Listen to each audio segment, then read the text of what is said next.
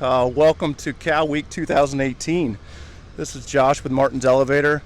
I have the responsibility here at South Mountain Creamery of formulating the diets and doing the nutrition work for some of the animals. What you're looking at here is what we call the pre-fresh animals. So when a cow gets ready to calve, or the calving process, that's called freshening. So this is pre-fresh. This is 21 days prior to freshening. We bring these cows into this pen. We try to minimize the amount of stress these animals have, so we kind of put them off to themselves in a low stress environment. We keep it nice and bedded. We keep fans on them during the warm month just to keep them cool. We want to minimize as much stress as possible, and we can do that through the environment, and we can also do that through the feed ration. We supply high levels of vitamins and trace minerals to help the immune system, just to get these girls ready to go through a pretty stressful time in their life. You know, between this group and a newborn calf, that's probably the two most challenging times in this animal's life. You know, whether it's a first calf heifer that's having her first calf, or whether it's an animal that's had multiple calves. This is a lot of things going on the inside of this animal getting ready for freshening. You know, the pre-fresh pen and the maternity pen, our number one goal is to keep them comfortable. These are where the cows are housed that are in milking right now, that are currently lactating. They're milked twice a day, and we feed them a ration consisting of corn silage, hay crop, and some grain. What we do is we'll take samples of the forages, that'll be the corn silage and the haylage, and see what nutritional value they have. We try to maximize as much forage that we can feed as possible. It's the healthiest for the animals, and it's the cheapest for the farm and to feed. So once we get that analysis back, we'll see where the shortcomings are on the forage, and we'll then supplement grain to complement what we have.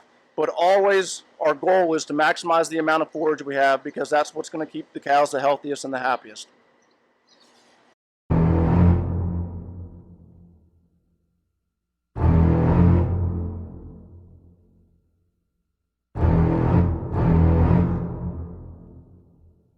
Okay guys, what you're looking at here is what we call an ag bag structure, an ag bag storage. You can put silage in them.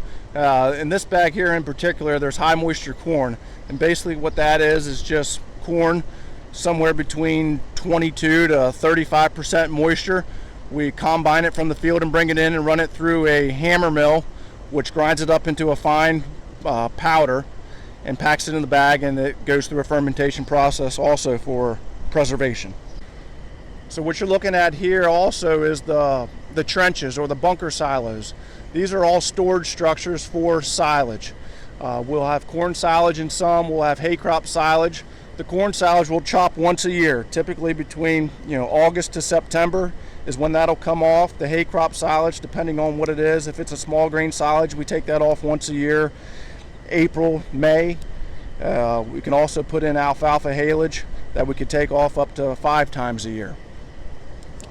So the way a trench system works, we have the tractors out in the field harvesting the crop, and it'll come into these trenches on wagons. The wagons will then dump the feed into the trenches, and we'll have what we call a packing tractor spreading the feed out and compacting it. And it's packing down the silage or the crop to eliminate as much oxygen as possible. We want it to go through an anaerobic fermentation, and that's a good fermentation that will preserve the feed and minimize spoilage and feed loss throughout the year.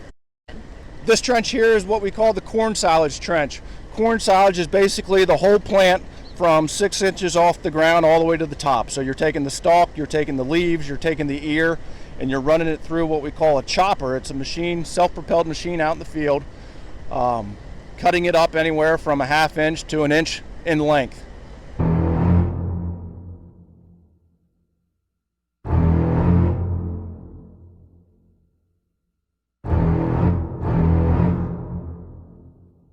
Caring for the calves is one of the most important things that we do here at South Mountain Creamery. Did you know that South Mountain Creamery has one full-time employee that's dedicated only to caring for the calves in the calf barn?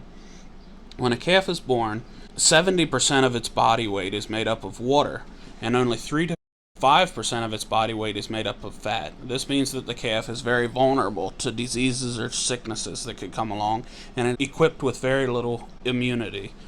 Just like a human baby, it needs to be cared for with the most meticulous care.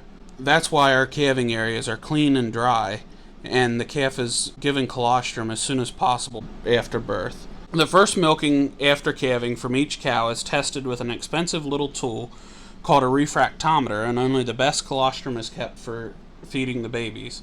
A calf is fed at least 3 quarts of colostrum as soon as possible after birth, and then fed 2 quarts of whole cow's milk 2 times every day for the first 3 weeks of its life. At 3 weeks of age, the calf is fed 3 quarts of milk for the next week, and then increased to 4 quarts of milk for the next several weeks. By 7 weeks of age, the calf is usually consuming 4 quarts of milk and a small amount of calf starter. Clean water and grain are provided for the calf at all times. Calf grain is called calf starter because it is coated with molasses to coax the calf to begin consuming it. At 7 weeks of age, when it is consuming 2 to 3 pounds of calf starter a day, the milk is gradually backed down, possibly 4 quarts once a day for several days. During those days, the calf starter intake rapidly increases to 5 to 7 pounds by 8 weeks of age. After weaning, we feed the calf a balance of forage, hay, grain, and pasture to meet its needs. From weaning till the calf's first baby at 2 years of age, we expect the calf to gain 2 pounds of weight a day. This well prepares her